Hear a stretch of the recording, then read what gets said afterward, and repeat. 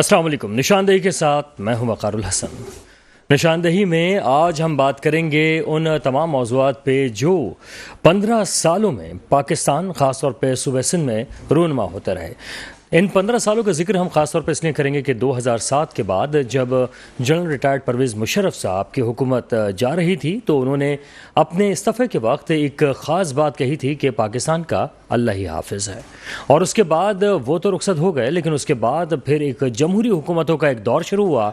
सबसे पहले Pakistan peoples party की हुकूमत न सिर्फ वफाक में बल्कि सूबे सिंध में आई, और उसके बाद फिर नून लीग की हुकूमत आई। उसके बाद हमें चेयरमैन PTI की हुकूमत आई, और उसके बाद हम देखते हैं कि फिर एक PDM की इश्तराक की हुकूमत जो है वो तकरीबन साल तक रही है तकरीबन।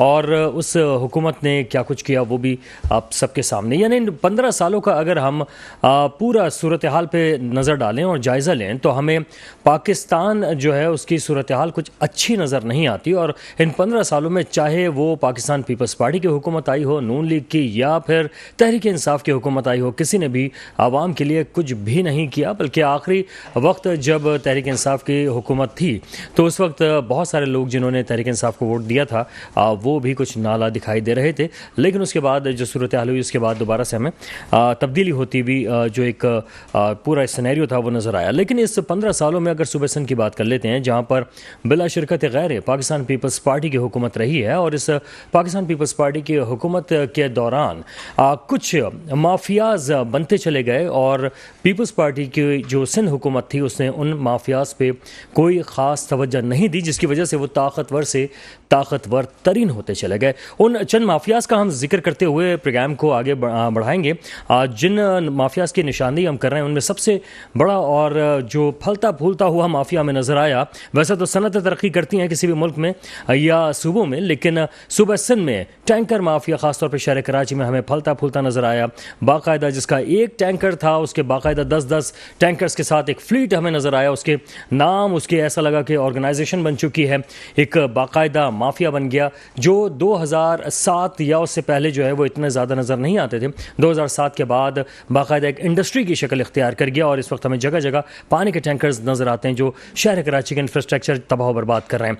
दूसरे माफिया की अगर हम बात कर लें तो कब्ज़ा माफिया जो शहर कराची में है, पहले इक्का दुक्का कहीं कब्जे हो जाते थे किसी मकान पे, दुकान पे या किसी प्लॉट पर, मगर अब बाकायदा पूरी पूरी सोसाइटीज़ पे कब्जे किए जा रहे हैं। और इन सोसाइटीज़ पे कब्जे करने के साथ जो चौरंगे और चौराहे हैं वहाँ पर भी कब्जे किए जा रहे हैं। वहाँ पर किए जाने वाले कब्ज़ों के हवाले से वो कब्ज़ा माफिया जो शहर कराची में था इतना ताकतवर हो चुका है कि उस माफिया को भी लगाम डालना या छेड़ना भी अब इंतहाई मुश्किल होता जा रहा है। इसी तरह से मज़ीद आगे बढ़ें तो यहाँ पे एक और माफिया ने जन्म लिया, वो था डेयरी माफिया यानी कि दूध माफिया, जिसने कीमतों में खुद इजाफे करना शुरू किए और कमिश्नर कराची के रेट को इस तरह से चैलेंज किया कि वो इस वक्त किसी के काबू में नहीं है। अपनी मर्जी से दूध की कीमतों में इजाफा हो जाता है, और वो ग़िज़ा जिसके बारे में कहा जाता है या तो बच्चों के लिए या बूढ़ों के लिए ज़्यादा लोग ख़रीदारी करते हैं, वो भी इंतहाई महंगी हो गई और आवाम की पहुंच से दूर होती चली गई। उसके बाद अगर दो माफियाज का जिक्र करें तो वो ऐसी हैं जिन्होंने न सिर्फ कराची, सिंध या फिर पूरे पाकिस्तान में अपने पंजे गाड़े। उनमें एक शुगर माफिया है, चीनी माफिया, जिसने मनमानी कीमतों में जो है वो फ़रोख्त शुरू की, और बहुत सारी जो शुगर है जिसके बारे में कहा जाता है कि वो एक्सपोर्ट कर दी गई, और उसके बाद जो है जो डॉलर्स हैं वो तो खूब कमा लिए, लेकिन उसके बाद जो पाकिस्तान है वहाँ पर जो आवाम है उसको महंगी चीनी खरीदने पर वो मजबूर दिखाई देते हैं। इसके साथ अगर आटा माफिया का जिक्र कर लिया जाए तो आटा माफिया भी हमें नजर आता है, जिसने भरपूर तरीके से अपने पंजे गाड़े हैं और खूब तरक्की की है। और आटा माफिया भी आज हमें नजर आता है कि वो अपनी मर्जी और मनमानी कीमतों पे अपना आटा जो है वो फ़रोख्त कर रहा है। इसी तरीके से अगर शहर कराची की बात करें तो यहाँ पर एक मुनफरिद किस्म का माफिया है जिसने जन्म लिया, और उस माफिया का नाम है मनशियात फरोश माफिया, या चरसी और अफीम पीने वाले वो लोग जो कि शहर में सरिया चुरा रहे हैं। ये एक ऐसी माफिया है जो कि शहर कराची के अलावा पाकिस्तान में कहीं वैसे नज़र नहीं आती, इतनी मजबूत जितनी एक इंडस्ट्री की शक्ल इख्तियार कर ली है। जगह जगह गटर के ढकने गायब कर दिए हैं, और उन ढकनों से भी वो सरिया निकाल रहे हैं, और इस ढकनों के हटने की वजह से कई कीमती जानें जो हैं ज़ाया हो चुकी हैं। और एक और वाक़या जो गुज़िश्ता दिनों में पेश आया, जहाँ पर अंडरपास पर जो साइन बोर्ड और जो नेम बोर्ड था उसके बोल्ट खोले खोले गए ताकि उसको निकाला जाए, तो वो मुसाफिरों पर गिरा है, नीचे से गुजरने वालों पर गिरा है, जिनमें 3 मोटरसाइकिल सवार जो हैं वो जख्मी हुए थे, जिनमें से एक जो है जाँ बहक हो गया। उसको अगर हम शहीद कहें तो गलत ना होगा, क्योंकि शहर कराची में इस तरह के हादसात में जितने भी लोग गए हैं उनको हम शहीद ही कह सकते हैं, क्योंकि इस तरह की अचानक अमवात का आ जाना, और वो भी इस तरह के मामला जहाँ पर हुकूमत अगर चाहती तो हिफाजती इक़दाम ले सकती थी और उनको माफिया बनने से रोक सकती थी। शहर कराची में और पाकिस्तान में ख़ास तौर पर सूबे सिंध और कराची में बनने वाले ये वो माफियाज हैं जिनकी बेखनी अब नामुमकिन नज़र आती है, जिसके लिए बहुत बड़े ऑपरेशन की ज़रूरत होगी। लेकिन लगता ऐसा है कि अब कोई भी ऑपरेशन कोई कारगर साबित होता हुआ नज़र नहीं आएगा, क्योंकि आप किसी भी माफिया को उठा लें तो ये पहले एक एक करके थे, लेकिन अब गठजोड़ के साथ पूरा माफिया बन चुके हैं। किस तरह से इनको काबू पाया जा सकता है, फिर अगर हम पॉलिटिक्स की बात कर लेते हैं, सिंध की बात करें या पाकिस्तान की बात करें, साथ ही साथ दीगर मामलात की बात करते हैं, बढ़ते हुए बिलों की बात कर लें, जो कि एक माफिया अगर हम उसका भी जिक्र कर लें जो कि कराची में ख़ास तौर पर माफिया है, बिजली की तकसीम कार कंपनी, वो भी एक माफिया की शक्ल इख्तियार कर गई है। पाकिस्तान में भी बिजली के बिल बढ़ रहे हैं और दीगर मामलात हैं, मगर जो बिजली के बिल इस वक्त आ रहे हैं कराची में, या बिजली की तकसीम कार कंपनी है जिसने एक माफिया की शक्ल इख्तियार कर ली और आवाम बेबस हैं। क्या उससे भी छुटकारा हासिल हो सकेगा? बिजली के जो लंबे चौड़े बिल आ रहे हैं उससे निजात हासिल हो सकेगी? इस पर हम बात करेंगे। हमारे साथ मौजूद हैं रज़ाक बाजवा साहब, पाकिस्तान पीपल्स पार्टी से ताल्लुक़ रखते हैं। बाजवा साहब, बेहद शुक्रिया आप तशरीफ़ लाए। बाजवा साहब, अभी हमने वो मुख्तलिफ जो माफियाज हैं उनका जिक्र किया, चाहे उसमें टैंकर माफिया हो, कब्जा माफिया हो, या फिर शुगर माफिया, डेयरी माफिया और तमाम माफिया जिसका भी हम जिक्र कर भी चुके हैं। क्या किसी तरीके से आप समझते हैं कि पाकिस्तान पीपल्स पार्टी की जो 15 साल हुकूमत रही है उस दौर में जो है ये ज़्यादा पनपे हैं और इनकी बीखकनी नहीं की गई?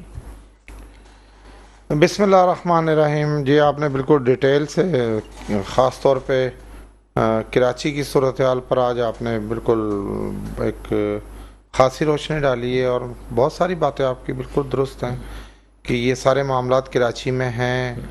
ये आइस बेचने और पीने वाले, हीरोइन बेचने और पीने वाले, चर्स बेचने और पीने वाले, और ये जो जो जो इस तरह के नशे करते हैं, ये फिर उसके बाद चोरियां भी करते हैं। उसके बाद जो एक दूध का जो कारोबार करने वाले, मैं तो उन्हें कारोबार ही कहूँगा, इसलिए मैं उन्हें कोई माफिया नहीं कहूँगा कि जब मुल्क में कोई चीज़ ही सस्ती नहीं है, आटा ₹250 किलो है, चीनी ₹250 किलो है, तो हम दूध जैसी नेमत को कैसे कहें कि वो हमें ₹100 सस्ता, जहाँ ₹150 की पानी की। बिल्कुल, असल में बात ये ना बाजू साहब के माफिया उस ज़िम्न में कहा जा रहा है जहाँ पर वो खुद अपने मनमानी कीमत, हाँ, वो तो दुकानदारों का ज़्यादा इसमें कसूर है। दुकानदार जो है वो बेलुगाम हुए हैं, उनके ऊपर कोई चेक एंड बैलेंस नहीं है।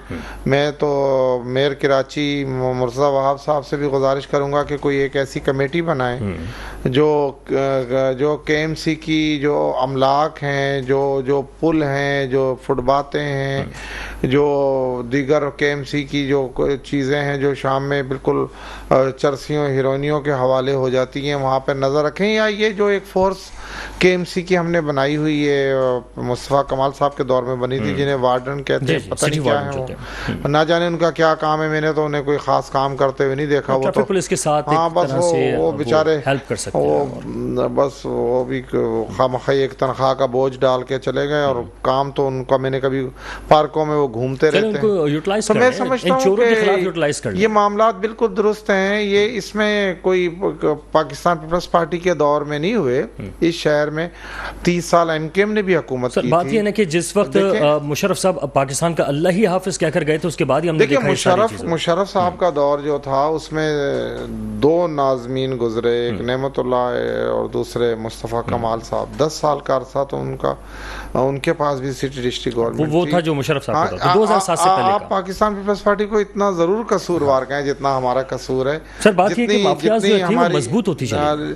देखिए, सिटी डिस्ट्रिक्ट गवर्नमेंट हमारे पास पहली बार आई है, और उसे आए हुए अभी मेरा ख्याल है कि 60 दिन भी अच्छा, नहीं तो हुए या आप 90 क्या दिन समझते हैं कि पाकिस्तान पीपल्स पार्टी की जो हुकूमत है वो इन 60 दिनों की जिसको आप कह रहे हैं ये है, या 15 साल हुकूमत जो है वो थी? नहीं, 15 देखिए, 15 साल में तो हमारे पास सूबाई हुकूमत भी रही है, हमारे पास फेडरल गवर्नमेंट भी रही है। इसमें मैं हकीकत को कैसे इनकार किया जा सकता है, मैं कैसे उसका डिफेंस कर सकता हूँ जिस जो बात ये एक हकीकत हो।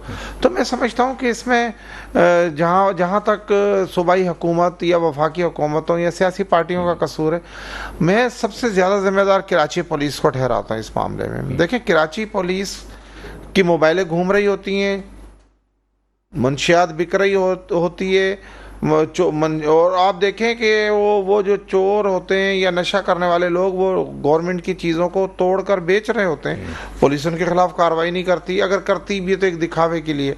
तो इसमें ज़्यादा ये चीज़ें तो देखें ना, मेयर ने नहीं देखनी होती, चीफ मिनिस्टर साहब ने नहीं देखनी होती, वज़रा ने नहीं देखनी होती, ये तो मकामी पुलिस की जिम्मेदारी है। अच्छा, मैं समझता हूँ कि जहाँ सारा बिगाड़ है वहाँ पुलिस का भी एक बहुत बड़ा बिगाड़ है। पुलिस, मैं खुलकर आपके चैनल पर कह रहा हूँ, अगर पुलिस अफसरान देख रहे हो तो मैं उनसे भी गुजारिश करूंगा कि इस पर नजर रखें कि देखिए पुलिस का काम अब रह गया। एक बात कहता चलूं कि आईजी सिंध जो हैं उन्होंने दौरा भी किया, और जो कमांड एंड कंट्रोल सिस्टम है या इस तरह के, उन्होंने जो सेफ सिटी के हवाले से बात की जा रही थी, कैमरों का भी दौरा जायजा लिया।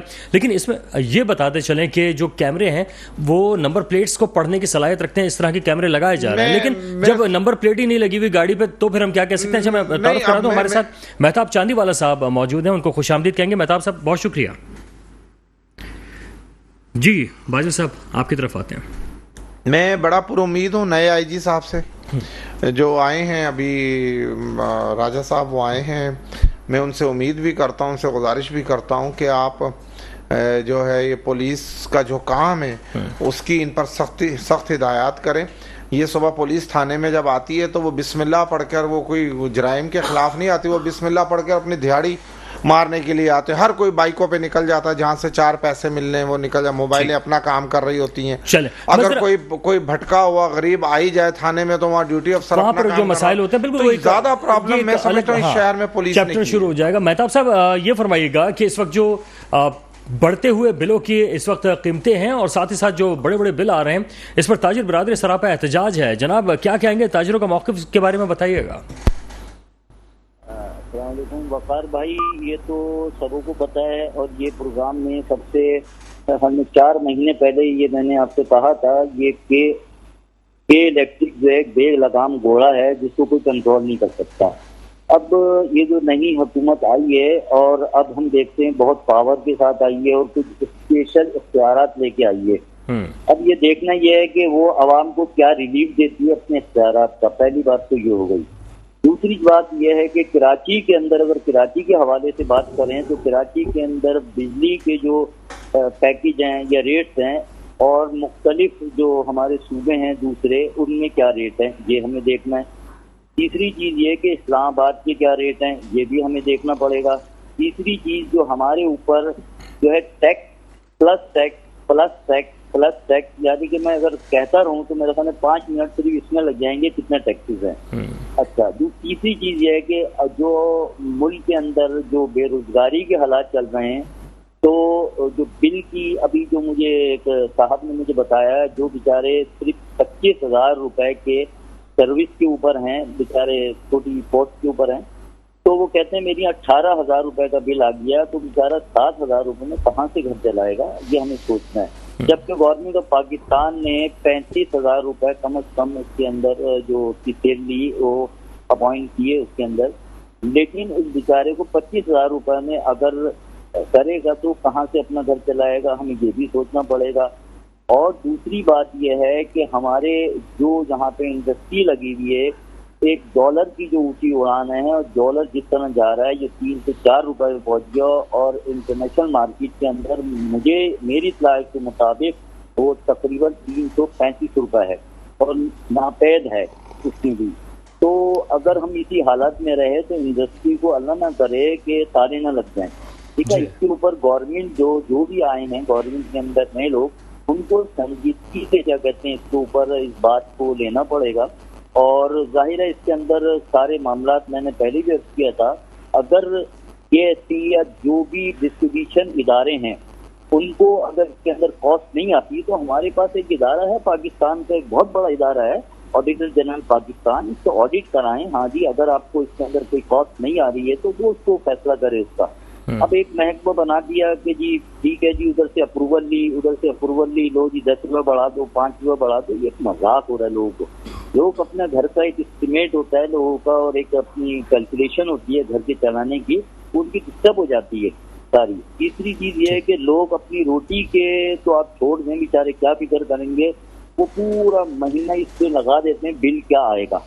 उसके बाद उनका एस्टिमेट शुरू होता है कि हम KSC या XYZ जो इदारे हैं उनको पहले बिल दें, उसके बाद अपनी रोटी और उसका बंदोबस्त करें। और हेल्थ के मामले में तो एक समझने को तो अल्लाह से दुआ करते हैं कि अल्लाह मुझे जो है बुखार भी ना लाए, क्योंकि आजकल हॉस्पिटल या कहीं जाते हैं तो मेरे ख्याल में अगर आम डॉक्टर भी हैं 200 या 250 रुपए से उनकी फीस कम नहीं है, और एक गरीब मजदूर के लिए 200-250 रुपए देना बहुत बड़ी बात है।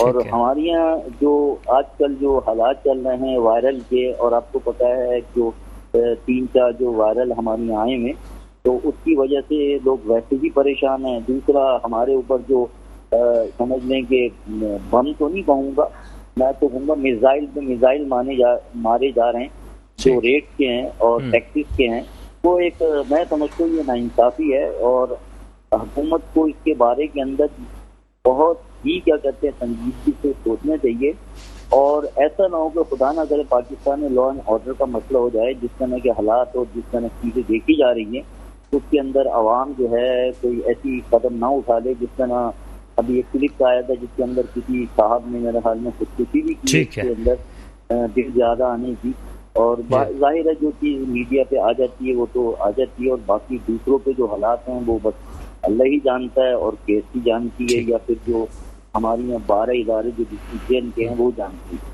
ठीक है, ठीक है। ज्यादा कमेंट्स मैं इसलिए नहीं दूंगा क्योंकि सबों को ये पता है, और जो मेरे पास थोड़ी बहुत इंफॉर्मेशन थी मैंने दे दी। और मेरी तो अपील यही है इसके अंदर सुधारा जो है हुकूमत से अपील मैं करूँगा कि इसके अंदर संजीदगी से इसका नोटिस लें, ताकि एक आम आवाम को और एक आम गरीब आदमी को थोड़ा सा रिलीफ मिले इसके अंदर। ठीक है, आवाम वैसे जी ठीक है। मेहताब साहब हमारे साथ लाइन पर रहिएगा, जरा चलते हैं ताहिर रिजवी साहब की जानिब। तजियाकार हैं ताहिर साहब, बहुत शुक्रिया, आपने कीमती वक्त दिया।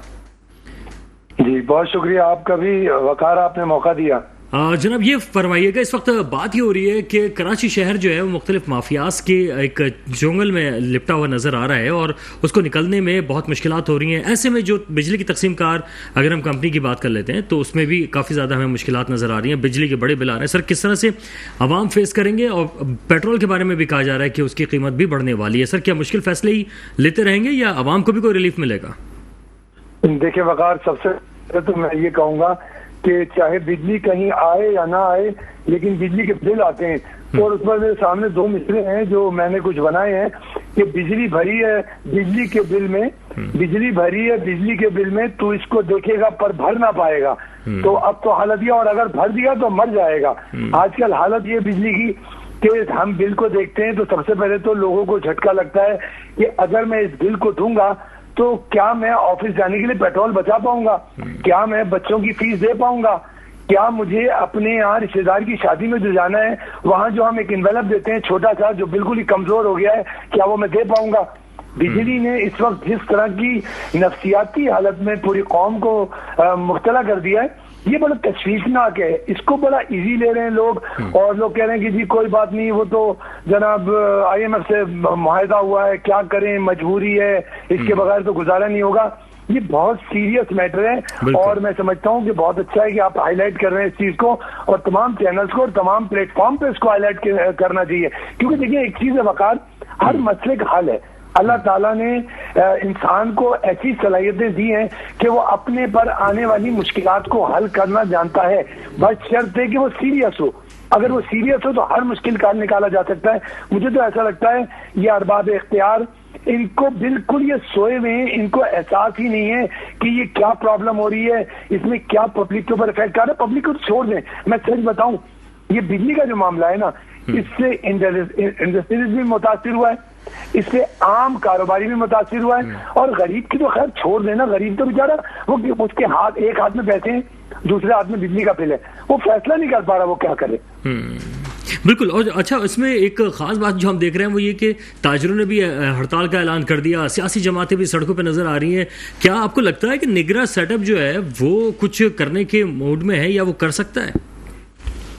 अभी तक मैं जो जी अभी तक जो मैं निगरान हुकूमत की कारकर्दगी देख रहा हूँ और जो उनको मैं महसूस करने की कोशिश कर रहा हूँ, मतलब मुझे तो उनका वजूद ही नजर नहीं आ रहा। मुझे तो ऐसा लग रहा है कि मतलब निगरान हुकूमत में खासतौर पे सेंट्रल की जो हुकूमत है उसमें कोई कोऑर्डिनेशन नजर नहीं आ रहा, कोई आपस में हमांगी नजर नहीं आ रही, कोई ऐसी चीज नजर नहीं आ रही कि जिससे महसूस हो कि ये गवर्नमेंट कुछ आवाम के लिए कर सकती है। मुझे ऐसा कोई, मतलब देखिए वो एक मिसाल है कि पूत के पांव पालने में पता चल जाते हैं।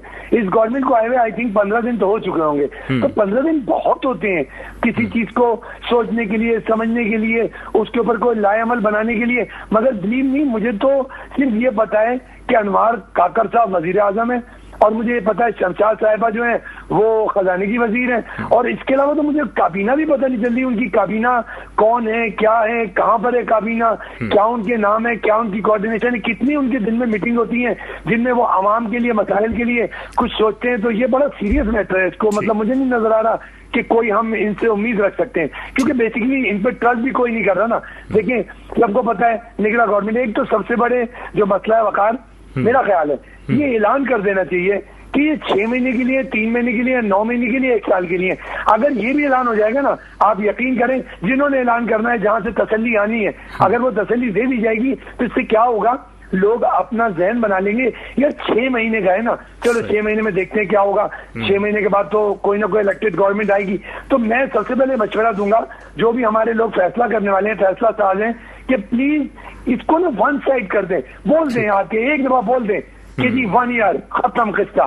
तो अब हमें ये होगा कि भाई 1 ईयर है, नो प्रॉब्लम। आप पब्लिक अपने जहन को बनाएगी, कारोबारी हजरात बनाएंगे, कारोबारी हजरात खुद परेशान है, वो उनको पता ही नहीं चलता कि ये जो हमारा वजीर है, ये जिसके ऊपर हम पॉलिसी डिस्कस करने जा रहे हैं, इंडस्ट्रियल पॉलिसी डिस्कस करने जा रहे हैं या बिल्डर को पॉलिसी डिस्कस करने जा रहे हैं, वो खुद कितनी देर है। तो ये बड़ा सीरियस मैटर है। बिल्कुल सही है सर, आप हमारे साथ ही रहेगा। छोटा सा ब्रेक के बाद वापस आएंगे तो ये भी जानेंगे कि मुख्तलिफ सियासी जमातें, खासतौर पर पीपल्स पार्टी जो है वो कह रही है कि जल्दी इलेक्शन करा दो, वजह क्या है, वो क्यों जल्दी इलेक्शन में जाना चाहते हैं। एक ब्रेक हमारे साथ रहेगा। Welcome back. बात हम कर रहे हैं कि बिजली के बढ़ते हुए बिलों के बाद जहां पे ताजर बरादरी, आवाम सब परेशान हैं, बेहाल हुए में, क्या वाकई IMF के कहने पे बिजली के बिलों को बढ़ाया गया है या अपनी तरफ से ही बिजली के बिल जो हैं अपनी मर्जी के तहत, ना कोई पॉलिसी ना कोई वजह, बस बढ़ाए चले जा रहे हैं कि फ्यूल जो है वो महंगा है, चाहे वो फ्यूल जो है वो आप रशिया से मंगाएं, चाहे आपके पास थर्मल कोयला हो या फिर आप सोलर्स का भी इस्तेमाल कर सकते हैं। लेकिन क्या वजूहात हैं, क्या बाजू साहब क्या वजह है कि कीमतों में मुसलसल इजाफा हुआ है? IMF है? देखिए जी, मैं 100% यही बात है। IMF से जो मुआहदे एग्रीमेंट ना इमरान खान ने की, उसके बाद फिर जो PDM की गवर्नमेंट आई और ये जो मुआहदे किए हैं, वो जो मुल्क को डिफाल्टर होने से PDM की गवर्नमेंट ने बचाया, उसमें ये बिजली के रेट भी वो फिक्स कर गए हैं और पेट्रोल भी बता गए हैं। वो 320 तो इमरान खान करके गया था। मुल्क को डिफॉल्ट से बचा लिया, अवाम डिफॉल्ट हो रहे हैं सर। हाँ, ये बड़ा अलमिया है, बड़ा जुल्म है। मैं समझता हूँ कि 25 करोड़ अवाम को जो इस वक्त बिजली की सूरत में जो अजियतनाक सूरत हो रही है, एक तो बेरोज़गारी है, रोज़गार नहीं है मुल्क में। अगर इंडस्ट्री सारी बिजली महंगी होने की वजह से बंद है या उन्होंने अपनी लेबर को कम कर दिया है, एक तो बेरोज़गारी बढ़ रही है।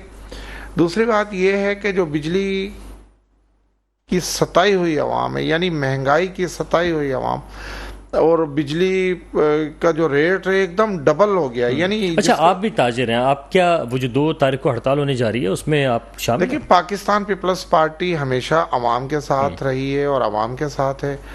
पाकिस्तान पीपल्स पार्टी बिजली के खिलाफ जो भी एहतजाज होगा, हड़ताल होगी या जो भी पुरमन मुल्की हदूद में रहते हुए पाकिस्तानी होने के नाते पुरमन एहतजाज में बल्कि मुझे लग रहा है कि खिदमत में पेश हैं अगर पाकिस्तान पीपल्स पार्टी, तो जो 15 साल मुकम्मल मिले थे और 18वीं तरमीम के बाद मुकम्मल इख्तियारात थे, कि इलेक्ट्रिक के अंदर इस्लाहात क्यों नहीं की गई?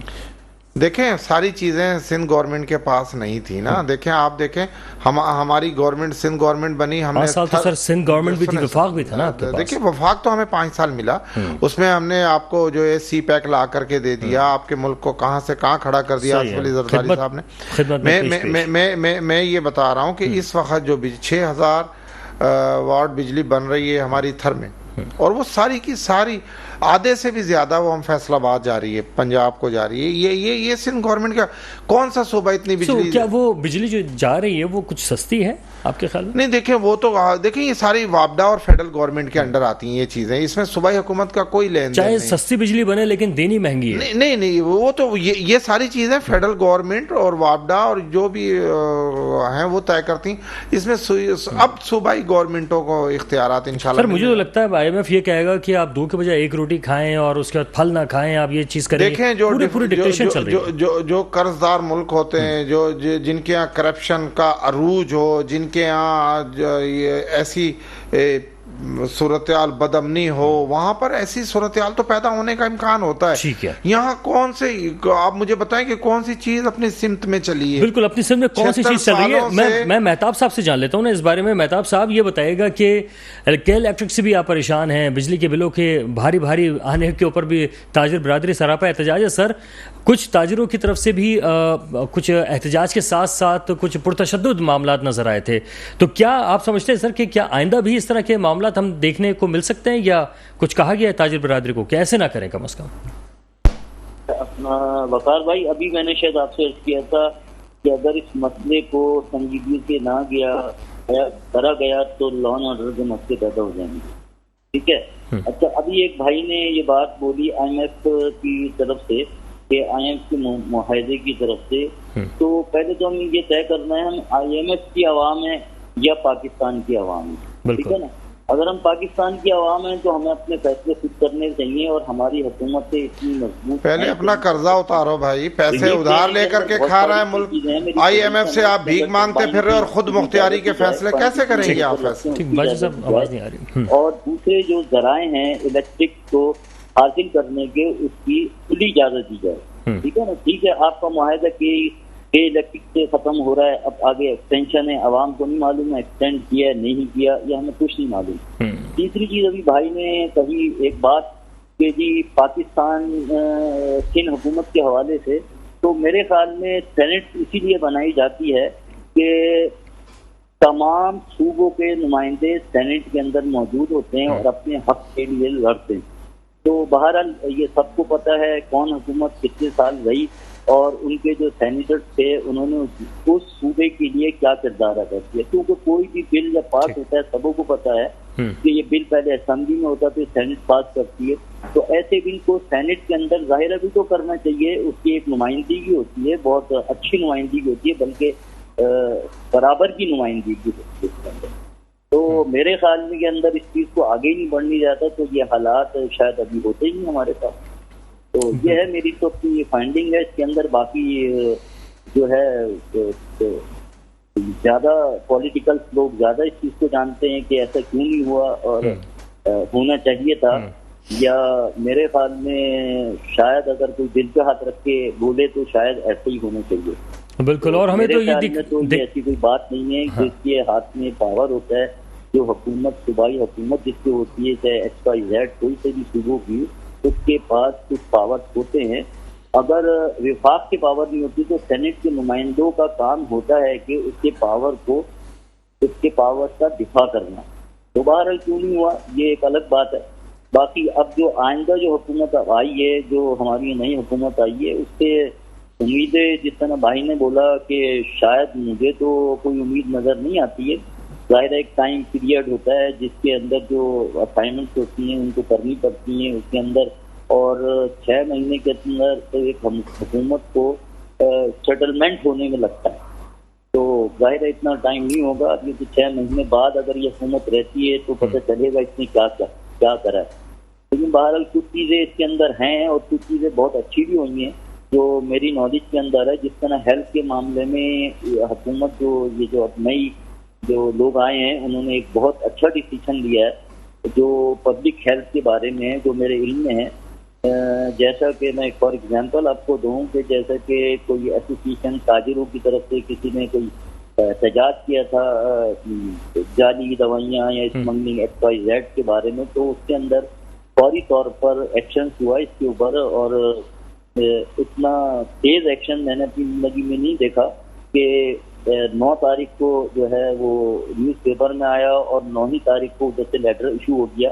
ये एक बहुत अच्छी बात है, और आगे से जो गवर्नमेंट की जो कारकर्दगी है उसके अंदर जो उसने अच्छे काम किए हैं उसको भी हाईलाइट करना चाहिए। और इसी तरह जिस तरह ड्रैप जो है उसने अपना अच्छा किरदार अदा किया, जिस तरह मैं समझता हूँ डिप्टी डायरेक्टर साहब ने जो है इतना फौरी तौर पर जो है एक लेटर इशू करके और तमाम सूबों को उसकी डिस्ट्रीब्यूशन की और फौरी तौर पर आवाम की जो जानों से खेल है तो उनको उसके खिलाफ सख्त एक्शन दिया और बाकायदा FIR का भी उसको जो है उनको सेक्शन हुई है।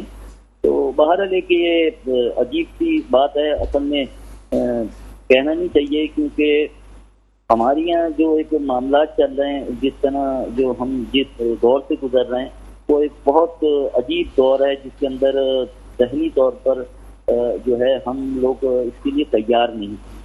तो भारत इसके अंदर ये तो किया जा सकता है कि ठीक है, अपने तौर रज़ाक भाई आपकी तरफ आऊँगा मैं।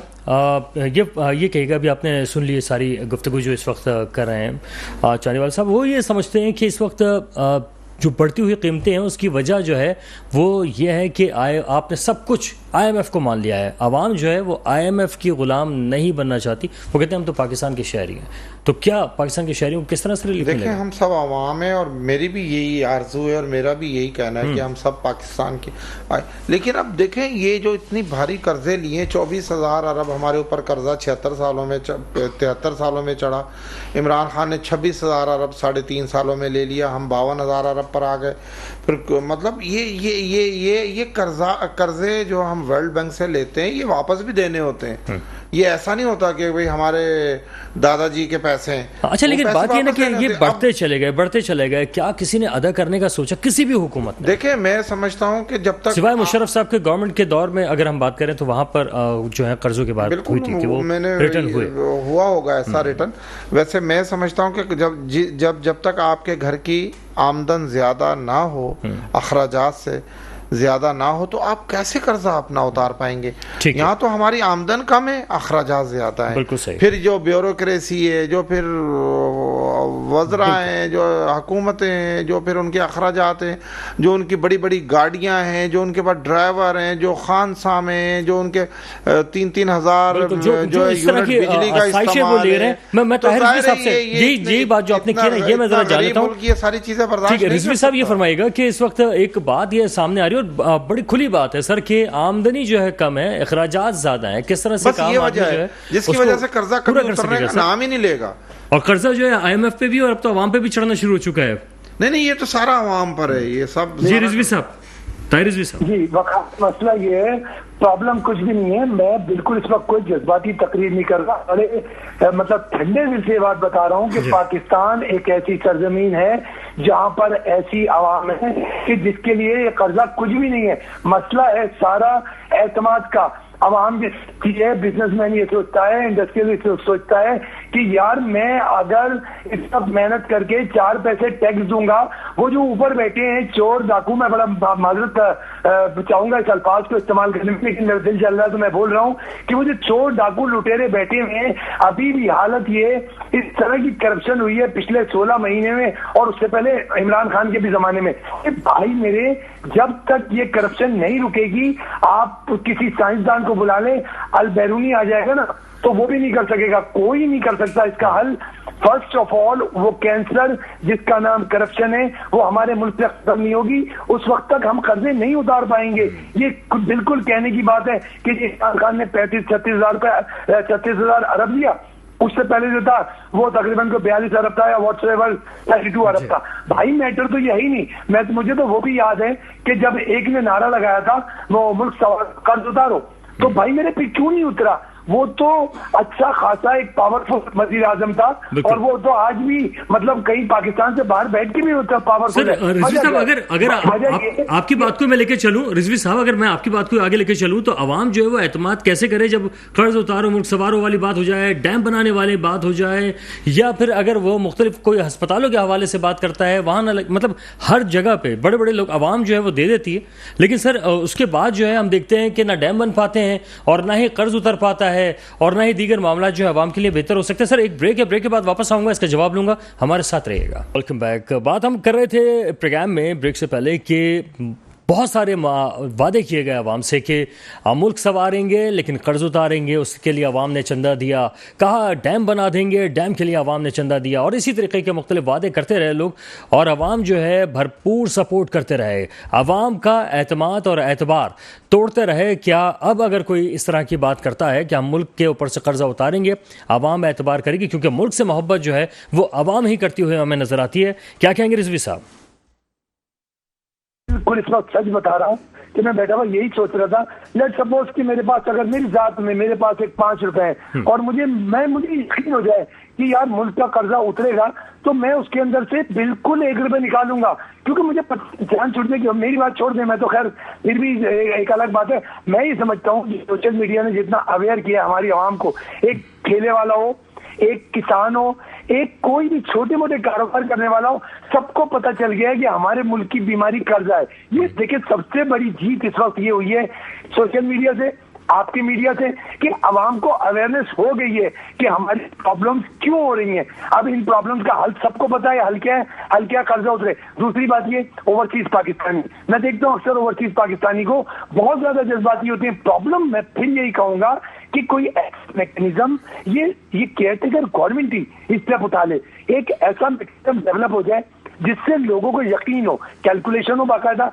एक फोरम बने, उस फोरम पे कैलकुलेशन हो कि हमारे 72,000 अरब के कर्जे हैं, 72,000 अरब के कर्जों में हमारा इतना इस सेक्टर से आएगा, इतना इस सेक्टर से आएगा, और हमने एक गरीब पाकिस्तानी को भी कह देंगे कि भाई तुम अगर 1,000 रुपए दिहाड़ी है ना, 50 रुपए दे दो, दे देगा, वो इतनी पेमेंट पूरी खा लेता है, क्योंकि उसको अवेयरनेस तकरीबन हो गई है लोगों को कि हमारी बीमारी क्या। उसके अलावा जो थोड़ी बहुत रह गई है, थोड़ी बहुत, वो भी हम टीवी के जरिए, मीडिया के जरिए, सोशल मीडिया के जरिए हम ये अवेयरनेस दे सकते हैं, तो लोग पैसे देंगे।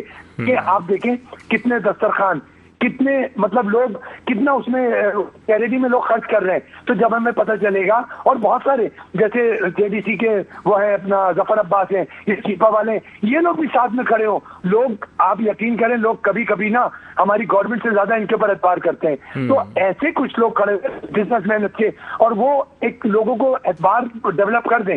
उसके बाद मैं समझता हूँ, मैं दावा नहीं कर रहा ना, मैं इतना कोई माहिर माशियात हूँ, मैं इतना जरूर जानता हूँ कि मेरा ख्याल है 50% कर्जा उतर जाएगा। लोग हैं ऐसे। मसला क्या आता है, लोगों को जलन होती है, वो कहते हैं कि बात ये, मैं खुद आपको अभी बता रहा हूँ कि सिंध गवर्नमेंट में डिपार्टमेंट है, इस तरह की करप्शन आप यकीन करें, डायरेक्ट वजीर वो अच्छा खासा पैसे वाला, अच्छा खासा माशाल्लाह अल्लाह ने उसको दिया हुआ है, इज्जत भी दी है उसको, मतलब रुतबा भी दिया है, मर्तबा भी दी, लेकिन इस तरह गिरी हुए हैं जैसे पता नहीं इनका बस ये गवर्नमेंट ही खत्म होगी कि बस जिंदगी भर के लिए चांस खत्म हो जाएगा वजीर बनने का। जिसने 3-3 साल 2.5 साल वजीर बन के करोड़ों रुपए कमाए, अब हमारे जैसा कोई दूसरा आदमी देखता है उसके दिन जलता है, वो कहता है यार ये देखो किस तरह एक रात में 20 करोड़, एक रात में 50 करोड़, तो वो लोगों को वो होता है। और कैसे जो है ना, वो जो लोग टैक्स दे रहे होते हैं, जो लोग खड़े होते हैं कि कुछ जो दिल में दर्द रख के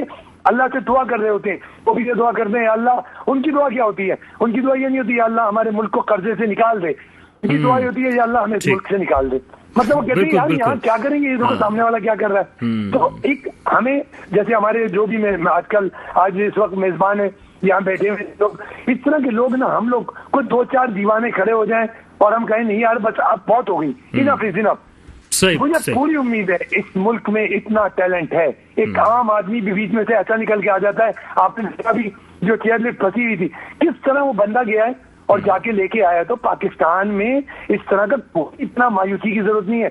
मेरा मुल्क बहुत अच्छा है, मेरा अवाम बहुत अच्छी है, बस वो देश को अच्छा होना है, अल्लाह करे वो हमारे जो कुछ सर, 2-4 दिन के हाथ में बिल्कुल, होता है, हमारे बिल्कुल। सियासत का अंदर। रिजवी साहब, इससे अंदाजा यही होता है कि एक आम आदमी गया और जिस तरह से वो रेस्क्यू करने चला गया है, पाकिस्तान अगर फंसा हुआ है तो एक आम आदमी जो है, एक आम पाकिस्तानी, अगर उसके पास इख्तिदार होगा तो वो पाकिस्तान को रेस्क्यू कर सकता है। लेकिन अगर ये जो रिवायती सियासतदान हमें नजर आते हैं, इनको मंजर आम से हटना होगा, ताकि एक आम आदमी जो है अगर वो ऊपर आता है तो वो हो सकता है कि कुछ कर सकता है। मैं जरा मेहताब चांदीवाला साहब की तरफ जाऊंगा। मेहताब साहब, ये फरमाइएगा कि अभी आपने अद्वियात का जिक्र किया था, आपने कहा कि अद्वियात जो हैं वो ब्लैक मार्केट भी हो रही थी, उसके अलावा जाली अद्वियात के भी बड़े मामला आ रहे थे। ख़ास तौर पे अभी जो है वो कीमतें बढ़ाई हैं और हुकूमत ने, और कहा है कि जो ज़ख़ीरा अंदोज़ी की जा रही थी अद्वियात की वो ना की जाए, जो उसमें बहुत सारी ऐसी दवाएं भी थी जो बहुत ज़्यादा ज़रूरी होती हैं। सर, क्या वजह है कि ज़ख़ीरा अंदोज़ जो है वो अद्वियात में जान बचाने वाली चीज़ों के अंदर भी आ गए? वकार भाई, ये तो हमारी यहाँ बस हमारी बदकिस्मती है कि हम ऐसी चीज को ब्लैक मार्केटिंग करते हैं जो कि जरूरियात जिंदगी है, तो जो हमारा मजहब भी इसकी इजाजत नहीं देता। तो दूसरी बात है, इसकी जिम्मेदारी देखें जो आती है ना, जो जितनी मेडिसिन मार्केट हैं वो इनकी यूनियंस के ऊपर आती हैं और वहाँ के हेल्थ ऑफिसर पे आती हैं कि जाली दवाइयाँ और ब्लैक मार्केटिंग नहीं होनी चाहिए। क्योंकि एक सिस्टम है सारा, और उसको अगर टाइम टू टाइम चेक किया जाए तो इसकी बड़ी कोई बात नहीं है, क्योंकि मार्केट का असल होल्ड हेल्थ इंस्पेक्टर से ज्यादा मार्केट यूनियन से होता है। ठीक है ना, अगर वो कॉपरेशन करके चले और उसके ऊपर नजर रखते हैं यूनियन, तो ऐसे शायद मेरे ख्याल में किसी की इतनी हिम्मत नहीं है कि वो इस तरह की हरकत करे। दूसरी चीज ये होती है, जो हमारे यहाँ एक जो हमें दीमक की तरह जो है हमें काट रही है स्मगलिंग, जो मेडिसिन के अंदर जो कौमी जो खजाना है उसको खरबों रुपए का नुकसान हो रहा है। ठीक है ना, अब इसकी वजह से भी हमारे यहाँ क्या हो रहा है कि जो हमारे यहाँ लोकल इंडस्ट्री जो मेडिसिन बना रही हैं, तो उनके ओवरहेड्स उसके अंदर बढ़ रहे हैं और उनको उसकी कॉस्टिंग नहीं आ रही है। तो वो मजबूरी के अंदर जो है उसकी जाहिर है जो एक हमारी इदारा है उससे अप्रूवल लेके, जो हेल्थ का एक इदारा है, अप्रूवल लेके उसकी मेडिसिन को बढ़ाते हैं रेट उसके। अगर स्मगलिंग के ऊपर अगर पूरी तवज्जो दी जाए, जिससे जो है हमारी ये जो इंडस्ट्री को दीमक की तरह चाट रही है, तो मेरे ख्याल में मेडिसिन अपने जो ओरिजिनल रेट के ऊपर हैं वो उससे आ जाएंगी, और इंशाल्लाह ताला इसके अंदर उम्मीद ये है कि आवाम को डायरेक्ट रिलीफ इसका मिलेगा। क्योंकि आज जो हालात चल रहे हैं, मेरे ख्याल में हर तीसरे घर के अंदर कोई ना कोई किसी भी मर्ज में मुब्तला है और हर घर के अंदर मेडिसिन का इस्तेमाल है।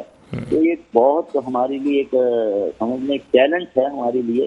तो और गवर्नमेंट इसके अंदर मैं समझता हूँ बहुत अच्छा मतलब स्टेप उठाई है। जिस तरह अभी मैंने आपको बताया, जो गवर्नमेंट की तरफ से लेटर सेक्शन आई है पूरे हेड डिपार्टमेंट जो अंदर डिप्टी डायरेक्टर सेक्ट जो है इस्लामाबाद, उन्होंने तमाम को जो है हिदायत जारी की है इसके बारे में कि आप जो है फौरी तौर पर कार्रवाई करें और FIR तक काटने का उसके कहा है। ये बहुत अच्छा कदम है।